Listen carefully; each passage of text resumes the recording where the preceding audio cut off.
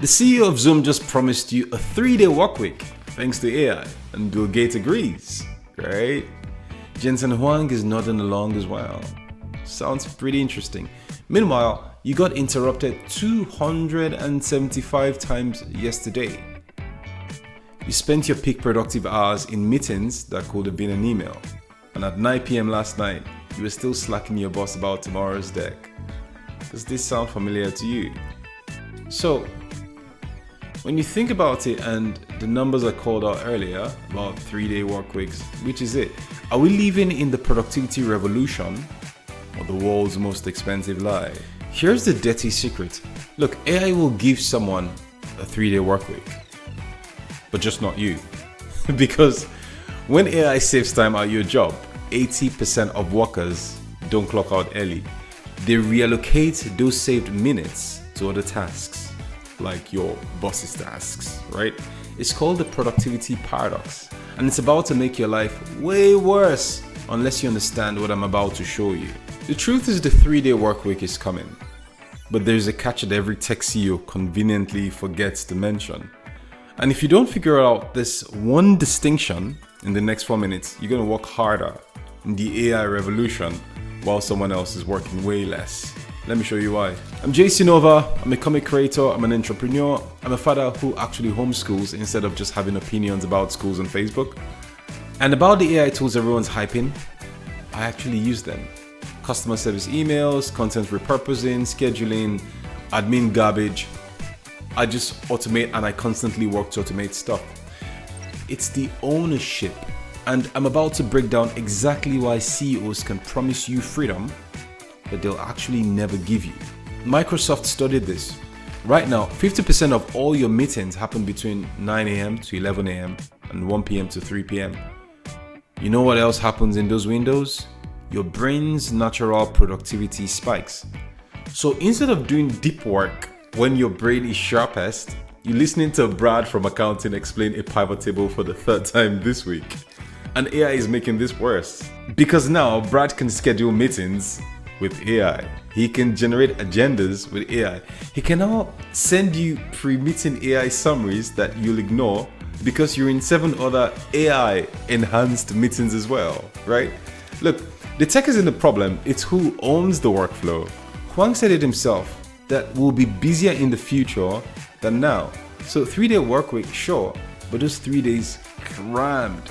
Unless, and here's your second breadcrumb, unless you're the one who owns the system.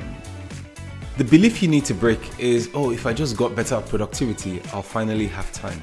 No, you won't. Because productivity for employees mean do more work in the same time. Productivity for owners means do the same work in less time, then stop working. Researchers found that when knowledge workers use AI, they don't take longer coffee breaks. They don't leave early. They just do more work, and their employers love this. Of course they do. I mean, it's just logical. Pretty much, they're getting AI level outputs at human level wages. The Zoom CEO can promise a 3-day work week because he owns Zoom. He controls his calendar. You get a meeting invites from an AI that doesn't sleep, doesn't have kids to pick up, and definitely doesn't care that it's 8:47 p.m. on a Tuesday evening. So here's the framework. AI productivity gains flow up to owners, not down to employees. Always have and always will.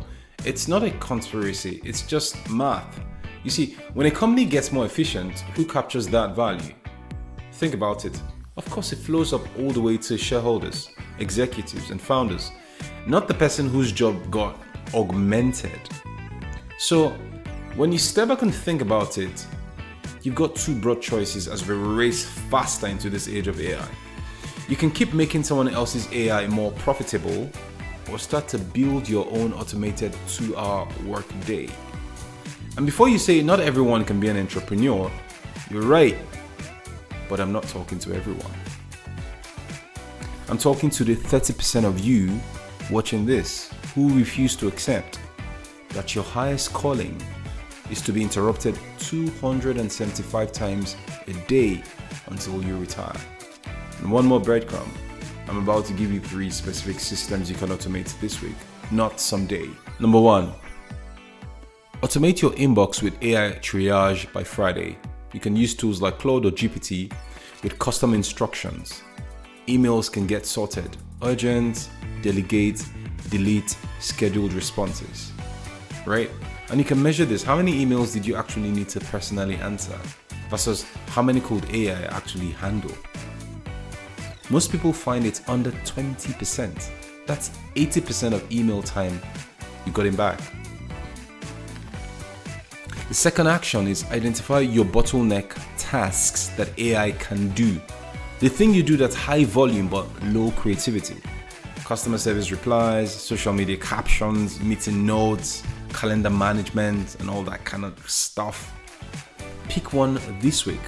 Automate it completely by the end of the month. And then I want you to measure how many hours you saved per week. Not it feels easier, but actual hours. And the last thing is build one AI-powered income stream and push for 90 days. Not theoretical, actual. Look, AI can write your sales page. AI can design your offer. AI can handle your onboarding. AI can send you invoices, right? Or send invoices on your behalf. Your job is the strategy and the face. So measure by first dollar that came while I was asleep. That's the only metric that matters for freedom. The CEOs promising you 3-day work weeks aren't lying. They're just not talking about you. Many times they're talking about themselves. AI will free somebody. Make sure it's you. I'm JC Nova. Build systems, not resumes. And as always, I'll see you in the next one.